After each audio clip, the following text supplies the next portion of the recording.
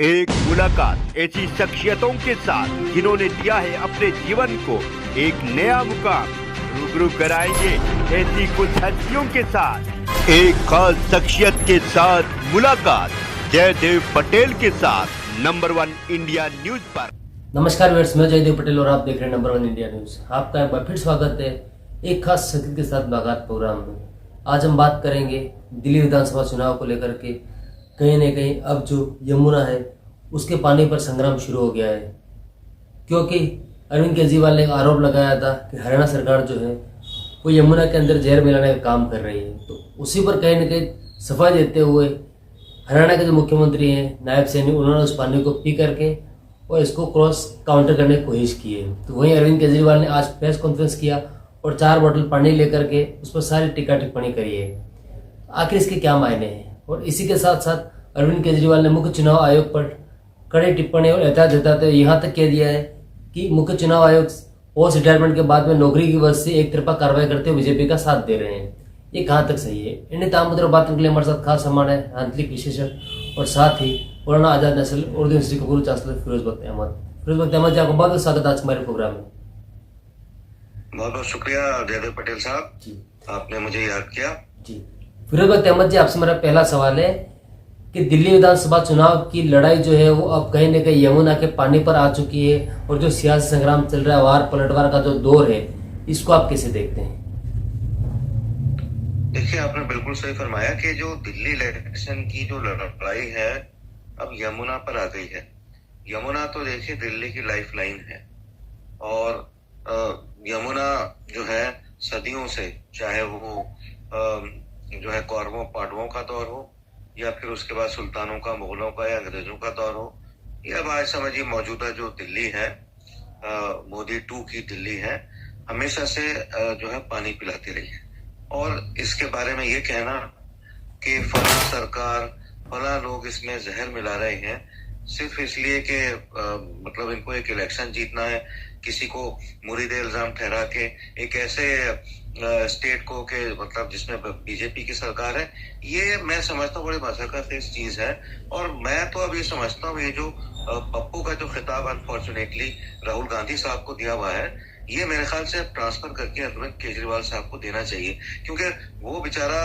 राहुल गांधी ख्वाह बदनाम है। पप्पू इस तरह की वो मजाकिया स्टेट्समैन लोग कहते हैं वो देते हैं, वो तो कुछ भी नहीं देते। जो मजाकिया और बेसिर पैर की जो बातें केजरीवाल कर रहे हैं पिछले 10-12 साल से, जैसा हम सुनते हैं, यानी अब ये देखिए, मैं तो शुरू से इनको जानता हूँ, इनके बहुत करीब भी रहा कि इस तरह के हरकतें करना कि रेलवे भवन के बाद पास जाकर के वो अपने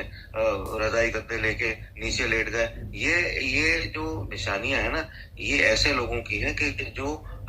यानी इनके अंदर कोई डिसिप्लिन नहीं है, कुछ नहीं है। अब जमुना के पानी को एक कहना उसमें जहर घोल दिया, ये बहुत बड़ी बात है, ठीक है। यानी लोगों की क्या हालत होगी इससे। और ये कह रहे हैं, वो आतिशी को मैंने कहते सुना कि जो अमोनिया का जो मात्रा है 7.1 है। एक बात मैं आपको बता दूं, ये मतलब अनफॉर्चुनेटली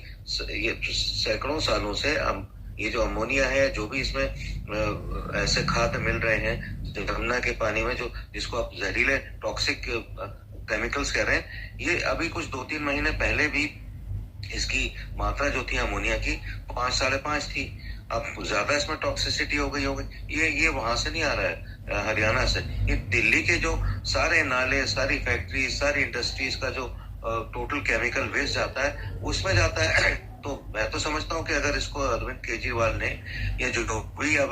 दिल्ली में चीफ मिनिस्टर बनता है, इसको कंट्रोल नहीं किया, आज 7.1 है, कल कोई 8-9 होगा, तो लेकिन ये कहना कि हरियाणा वाले इसमें जहर बोल रहे हैं, ये तो बड़ी बचकानी सी बात हो गई है, ये हमारे हलक में नहीं उतरती जी। फिरोज बख्त अहमद जी, लेकिन इसी को लेकर कहें कि आज दिल्ली के जो पूर्व मुख्यमंत्री और आम आदमी पार्टी के संयोजक अरविंद केजरीवाल, उन्होंने एक प्रेस कॉन्फ्रेंस करी और उसके अंदर उन्होंने चुनाव आयोग पर कहीं न कहीं टिप्पणी करते हुए मुख्य जो चुनाव आयोग है राजीव कुमार, उस पर एतराज जताते हुए यहाँ तक कह दिया कि राजीव कुमार जी जो है उनका जो पोस्ट रिटायरमेंट है उसके बाद नौकरी की जो कवायद है, उसी के चलते वो इस तरीके से कहेंगे एक तरफा कार्रवाई कर रही है चुनाव आयोग की। देखिए, ये तो एक आम देखिए सिस्टम बना रखा है विपक्षियों ने, और उन विपक्षियों में केजरीवाल साहब भी हैं कि जैसे मतलब चाहे वो कोई जज हो, चाहे वो कोई मतलब चीफ इलेक्शन कमिश्नर हो या कोई भी आदमी हो, किसी भी उसका हो सरकारी जगह का, अगर उसको बाद में कोई जगह दी जाती है तो ये कहना कि जी बीजेपी इसको फेवर कर रही है और बीजेपी को उसने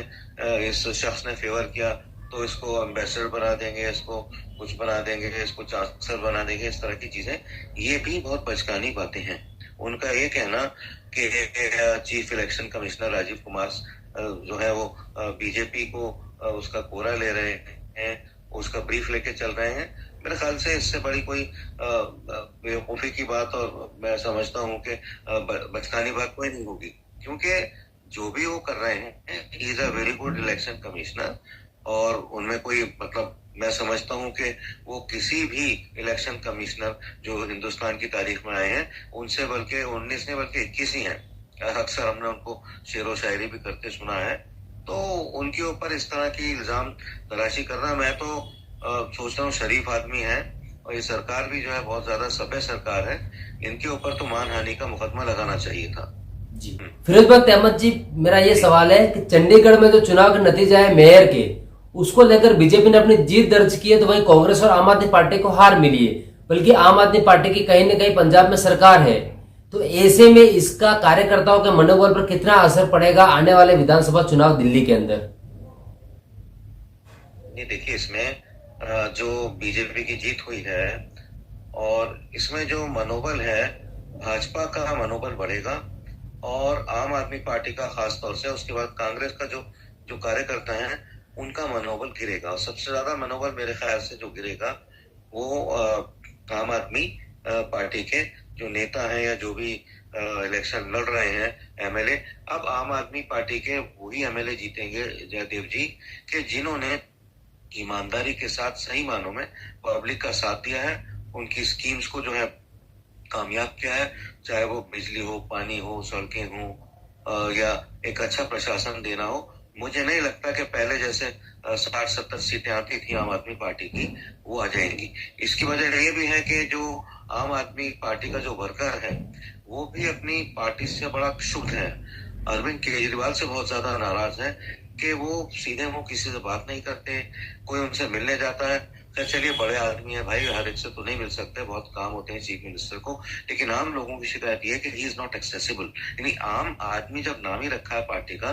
तो भाई आप शहंशाह इतने खासुल खास नवाब क्यों बन गए? तो लोगों की शिकायतें हैं और वो शिकायतें जो है इलेक्शन के रिजल्ट में देखने में आएंगी। जी फिरोज अहमद जी, आपसे मेरा एक आखिरी सवाल है कि जिस तरीके से दिल्ली विधानसभा चुनाव में टीका टिप्पणी का दौर शुरू हो रहा है, पहले जहां पर कांग्रेस पार्टी ने आरोप लगाया कि आम आदमी पार्टी जो है वो बीजेपी की बी टीम है, तो वहीं अब आज आम आदमी पार्टी के संयोजक अरविंद केजरीवाल ने प्रेस कॉन्फ्रेंस करके ये कहा कि कांग्रेस जो कहीं न कहीं इनडायरेक्ट हुए बीजेपी को फायदा पहुंचा रही है। तो आखिर टीका टिप्पणी का जो दौर है, इससे किसे फायदा होगा और किसे नुकसान? देखिए, इलेक्शन एक ऐसी चीज है कि जिसमें लोग जो है मतलब तरह तरह की खबर से भी खोद के ले आते हैं चीजें एक दूसरे को बदनाम करने के लिए और अपनी सीट जो है सिक्योर करने के लिए। अभी जो टीका टिप्पणी चल रही है ये बड़ी दिलचस्प है, इसलिए दिलचस्प है कि आम आदमी पार्टी